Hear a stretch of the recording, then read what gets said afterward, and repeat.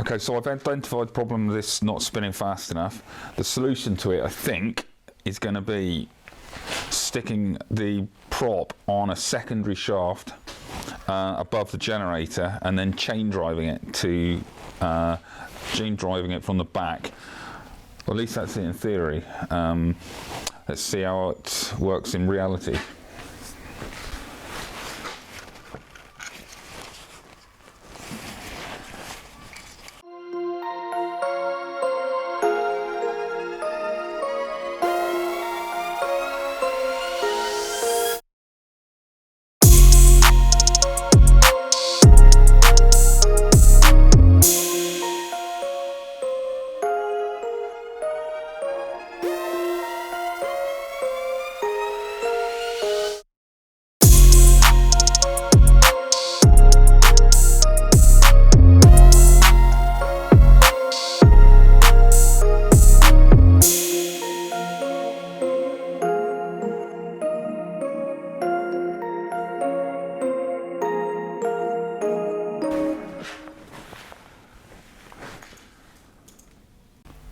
Okay, so here's the finished, well, no, it's not finished, but this is the principle of the new addition.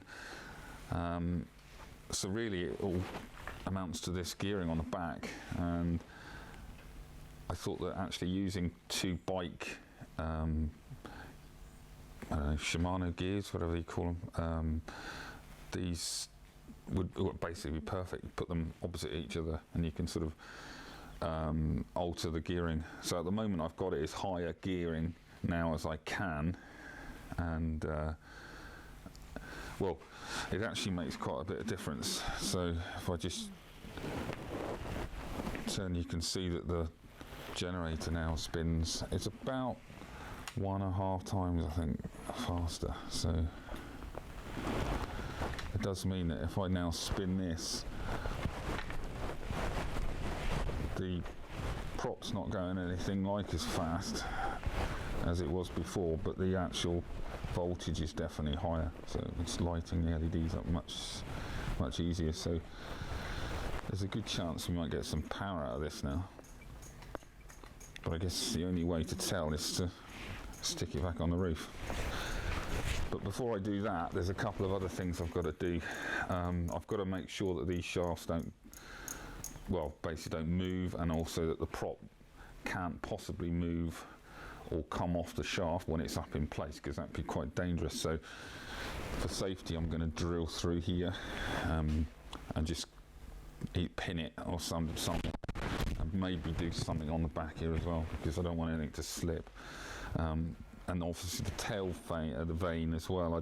It had it on this was just pivoted. I copied a design online, and I'm not really sure why I did, but I don't think I need it to rotate, so I'm gonna put this on and then I'm gonna pin that so it doesn't move about, and then I think we're ready to try it back on the roof.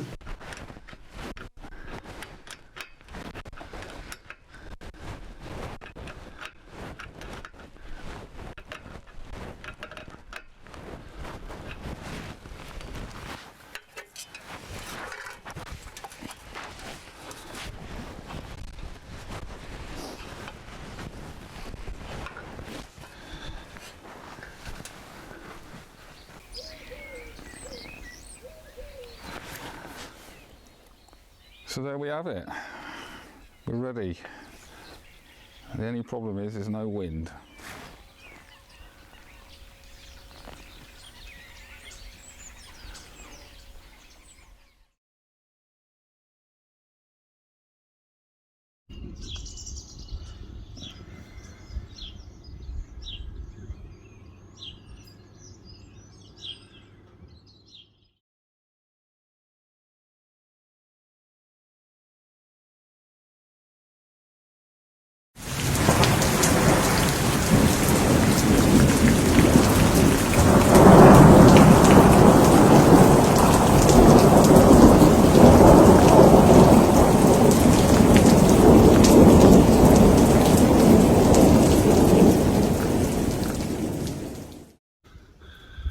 So it was the day after Storm Otto hit the UK, and although we're not in the north of the country where the worst of it was hit, it was pretty windy last night.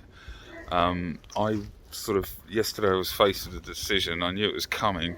Do I take this generator down and actually ride it out in the workshop, or do I let it go on the top here and just face the elements and see whether it survives? And well, I'm pleased to say it survived, and I wasn't sure what I was coming to this morning when I got up, but it was, yeah, it's just there, still working.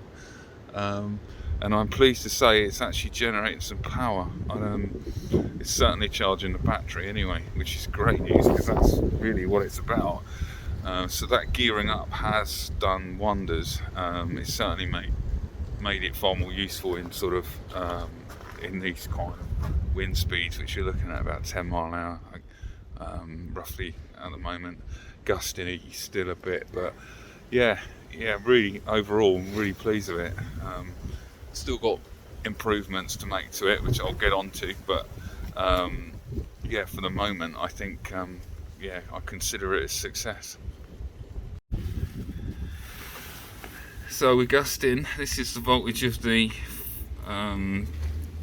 turbine, and yeah, we're getting 12, 13, even 14 volts coming in, so that's great.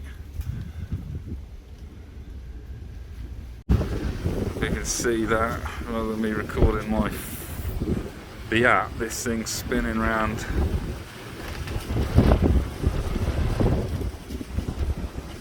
I don't know if you can see that or not, but it's getting up to about 14 mile an hour, that is. Peaked at that point there, so it's obviously windier or higher up than it is where I'm holding it. But yeah, pretty usable at this wind speed. It's doing some good. I shan't look at this wind as a nuisance anymore, I think, as long as it's charging some batteries.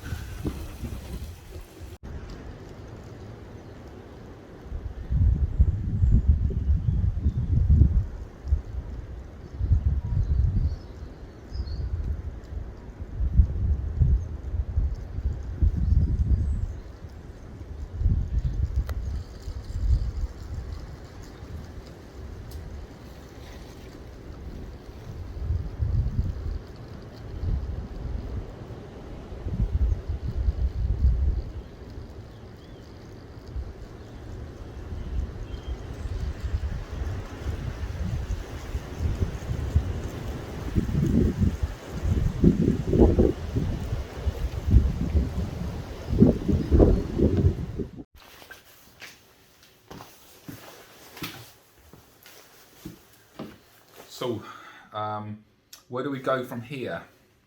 Well, it's generating power, and although I can't, I've got to mention to the guys that commented in the last video, thank you very much for your comments. They were brilliant, frankly, and I noticed when the generator when the wind was sort of buffering, that it would spin, sort of the tail would spin quite violently, sort of left and right. It wasn't really sure where the wind was coming from, kind of thing, and it was suggested that the tail needed to be bigger, and I think you're probably right on that one. And also the the charge controller that I've got, it's one of those things. You look at it, oh, this just tells you how little I know about them. But basically, I saw it on eBay and I thought, well, that looks nice. Paid for it and then checked the reviews. I thought, oh dear. Anyway, it's what it is. The only thing it is that has it's going for it is that it has an app and it has a Wi-Fi module, so I can actually sit in the lounge and watch it. You know, it will send the voltages and things like that to me, which is great. And at this stage, all I really care about is knowing what it can produce during kind of rudimentary figures. So I will be changing it, definitely be changing it, but at the moment it serves a purpose. But moving forward, the next video, I have the plan to change the stator. I made it in a bit of a hurry, and I do have footage, video footage of it, of me building it. If you do fancy watching it, just set us a message down in the below, and I will form a video of basically how it came to be, what you've seen so far. But the next video will be of me putting a new stator together, which I've learnt a little bit since the last time. So hopefully I will be able to get more power out of it after I've put the new stator together. And that's it really. So hopefully, if you've enjoyed it, give us a thumbs up. If you want to see maybe another video or want to see anything in the collection, then maybe consider subscribing. But ultimately, thank you for watching, and I'll catch you in the next one.